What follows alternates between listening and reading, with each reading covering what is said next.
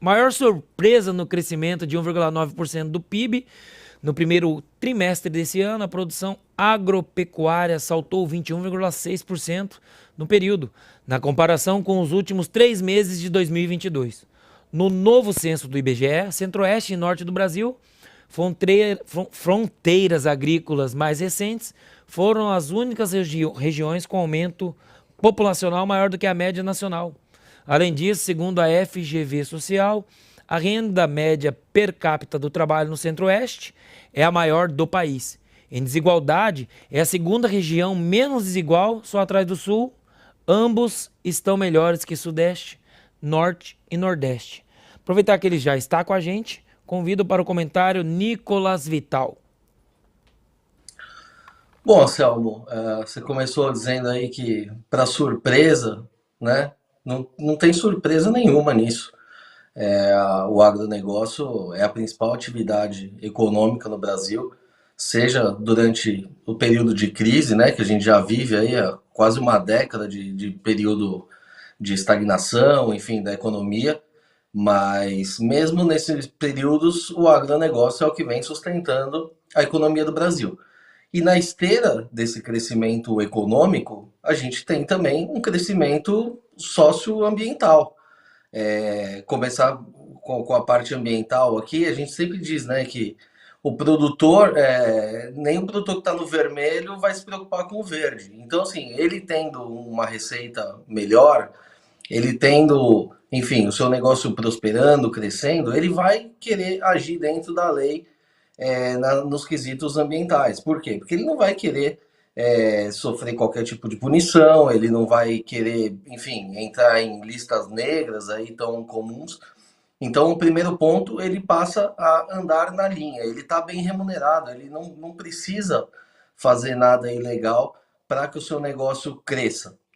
Estando rentabilizado, ele também tem condição de investir em mais tecnologia, ou seja, aumentar a produtividade na mesma área.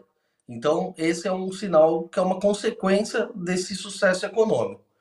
E o outro aspecto é o aspecto social, né? Hoje o agronegócio é um dos maiores geradores, um dos maiores não, senão o maior gerador de emprego do país. Quase um terço dos trabalhadores formais aí estão ligados de alguma forma ao agronegócio. E quando a gente fala dos empregos no agro, a gente não está falando só do operador de máquinas, a gente está falando também de empregos altamente qualificados, como gerentes, enfim, o pessoal que trabalha com monitoramento via satélite, operadores de drones. É um campo gigantesco de trabalho e são trabalhos muito bem remunerados. Então, quando a gente vê essa pesquisa do censo aí mostrando que não só foi o Centro-Oeste, né, se destacou em relação ao crescimento populacional. Isso se deu por quê? Porque tem mais oportunidade de emprego aí, as coisas estão crescendo, estão se desenvolvendo. E ao contrário do que muitos pensam, né, a mecanização, ela aumenta a força de trabalho. Você perde, sim, por um lado, trabalhos pouco qualificados, mas você ganha, por outro lado, outros tipos de trabalho muito mais bem qualificados e mais bem remunerados. Então, não é surpresa nenhuma que o Centro-Oeste tenha aí despontado como um grande polo aí de crescimento populacional, inclusive. Indo um pouco além, existem números aí que não estão no censo, mas que mostram o crescimento do índice de desenvolvimento humano, né, nos municípios do Brasil, o famoso IDH. E se você olhar, os grandes crescimentos também vêm em regiões agrícolas, nos principais polos.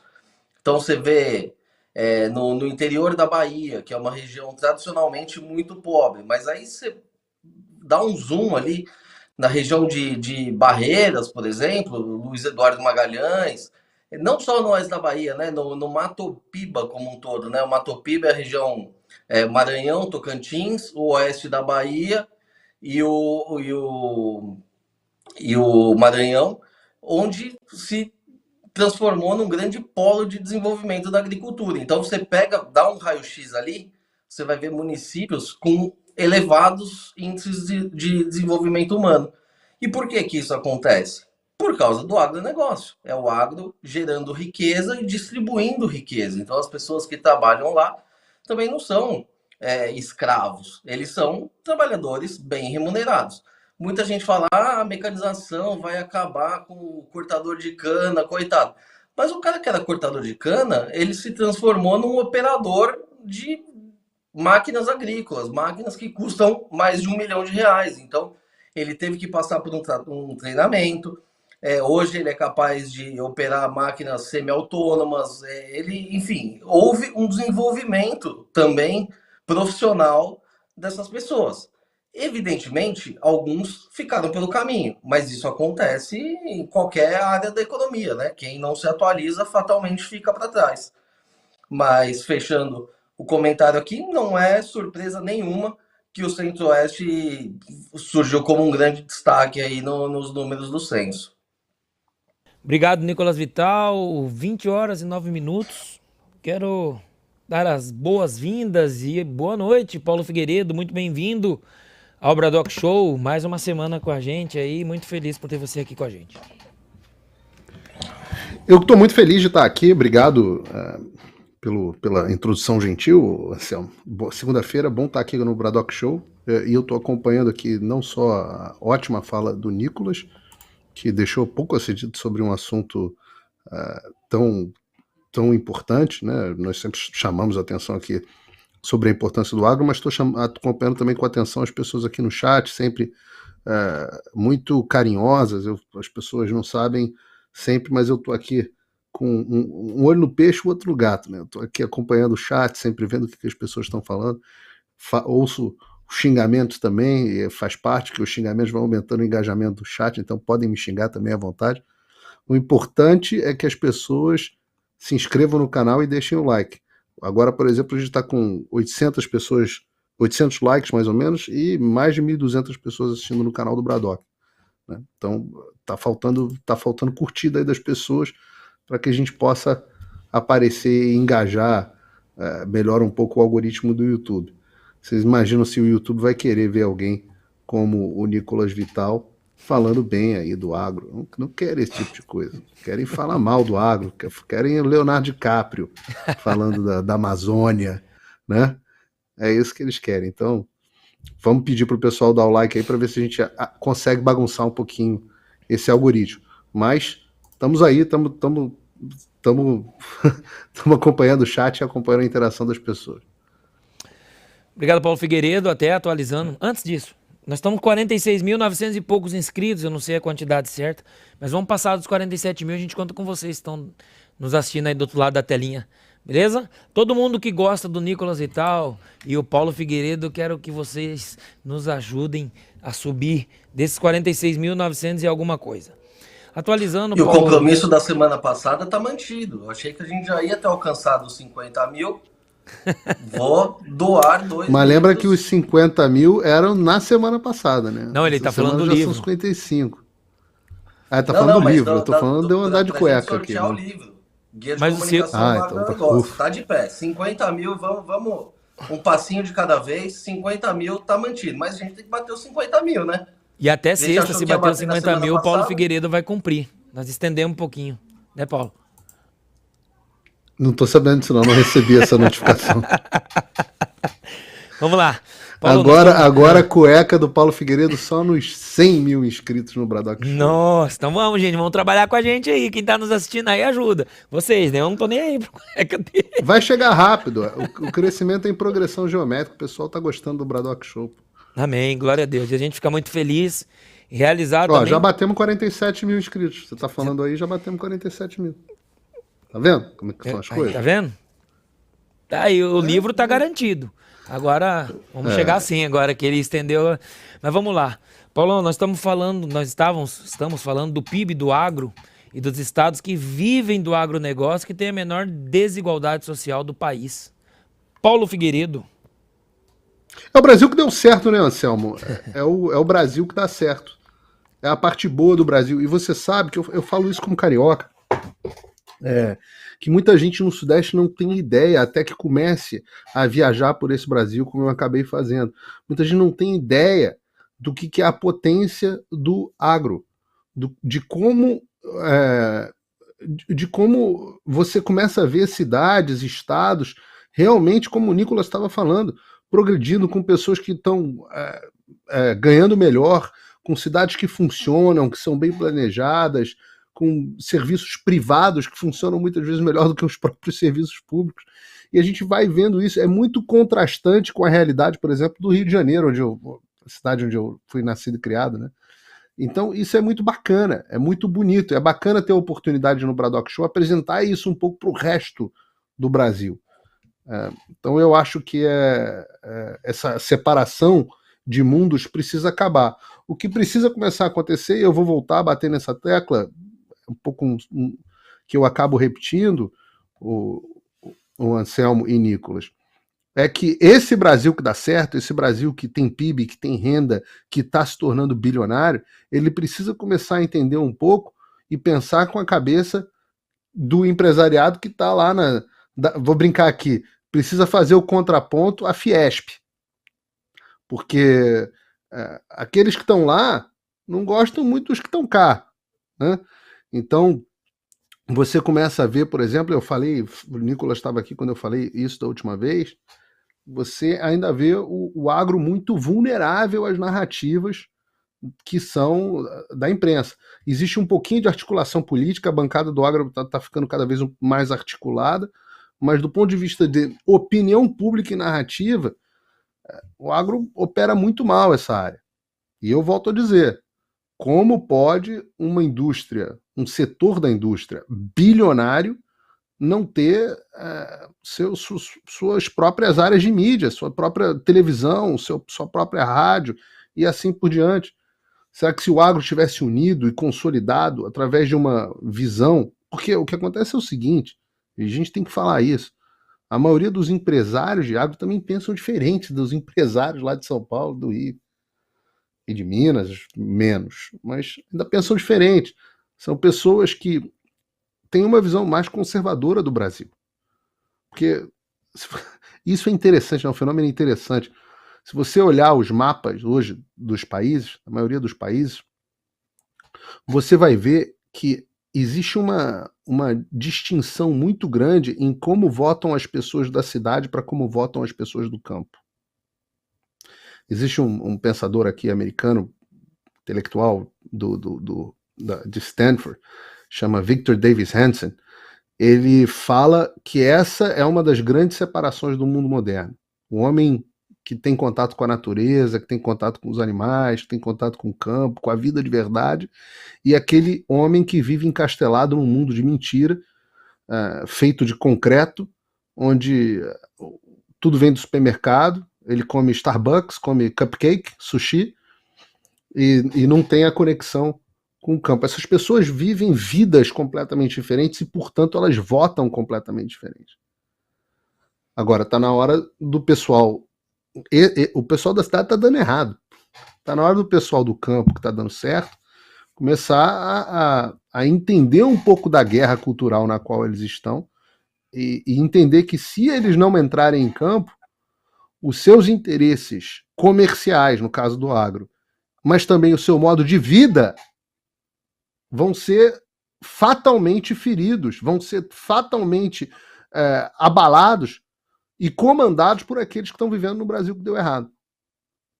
Então essas pessoas precisam adquirir essa consciência. O setor que mais avança no Brasil é um setor que, por exemplo, na reforma tributária, não teve voz. Acabou tendo imposto, goela abaixo, um modelo tributário construído pelos economistas e apoiado pela mídia que está lá no Sudeste do Brasil. E eu estou falando isso como uma pessoa do Sudeste, né? Mas é porque eu admiro muito mais. Se perguntar se eu tenho mais admiração hoje pelo Mato Grosso ou pelo Rio de Janeiro, eu vou dizer que é pelo Mato Grosso. Então, mesmo sendo carioca. Obrigado, Paulo Figueiredo. Nicolas, a gente viaja muito pelas cidades do interior aqui de Mato Grosso. E o tanto de bairros novos surgindo é impressionante. Parece que o sucesso do agro tem um efeito cascata em outros setores. É isso mesmo? Não, isso que o Paulo disse faz todo o sentido. E eu vou dar aqui uma experiência própria. Eu sou de São Paulo, vivi minha vida inteira em São Paulo, eu nunca tive relação com o agronegócio até entrar nisso como jornalista. Eu fiz faculdade de jornalismo, meu sonho era trabalhar com esporte, Comecei minha carreira trabalhando na revista Placar, nunca tive e nem nenhuma pretensão de cobrir agronegócio, porque era uma coisa muito distante de mim. O agro entrou na minha vida quase que por acaso. Foi um ex-chefe meu da extinta América Online, onde eu trabalhei na editoria de esporte. Ele assumiu um desafio numa revista de agronegócio e ele queria alguém que não entendesse absolutamente nada de agronegócio. Para quê?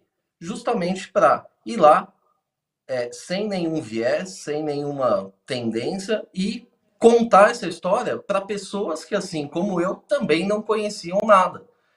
E foi assim que eu conheci praticamente tudo dentro do agronegócio. Nesse período que eu trabalhei na revista, eu devo ter visitado pelo menos umas 200 fazendas.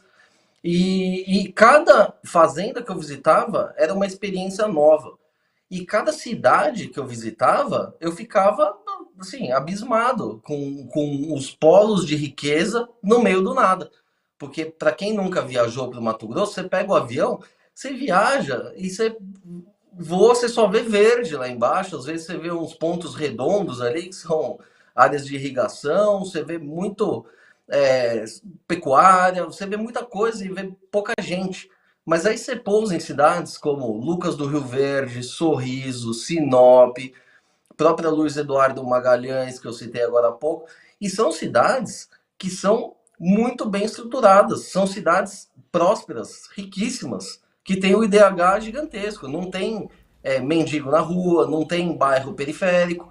Por quê? Porque todo mundo que trabalha lá tem um emprego digno. Ele pode não ser rico, mas ele tem um emprego digno, ele consegue sustentar a sua família com muita dignidade. Os seus filhos estudam em escolas públicas muito bem geridas. Por quê? Porque são municípios ricos. Então, a coisa de fato funciona. E essas coisas, para quem é de São Paulo, do Rio, é uma coisa muito distante. É só quem já teve lá que consegue ver essa riqueza e ver a pujança desse setor. E que, enfim, não é por menos que é o que está se desenvolvendo mais no Brasil. E a tendência é que a gente siga assim. Daqui a pouco as pessoas vão cansar desses grandes polos.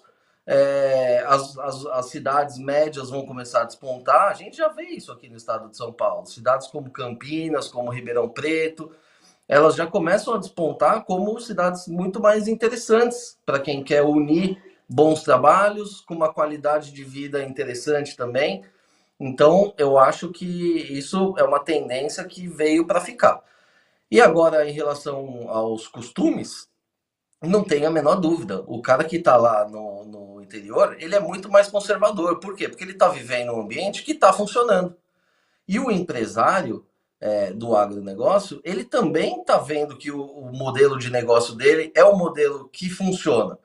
E, por outro lado, ele é muito menos influenciado, como geralmente ele é dono do negócio, ele é muito menos influenciado por entidades como o tal do Sleeping Giants, que a gente vai falar daqui a pouco.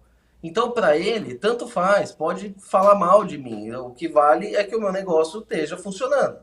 E foi assim durante muitas décadas, né? Desde sempre o agronegócio sempre se preocupou muito pouco em contar suas histórias. E é por isso que ele é mal visto pela sociedade. Então hoje o agro ele está perdendo o jogo da comunicação, das narrativas aí de 7-1.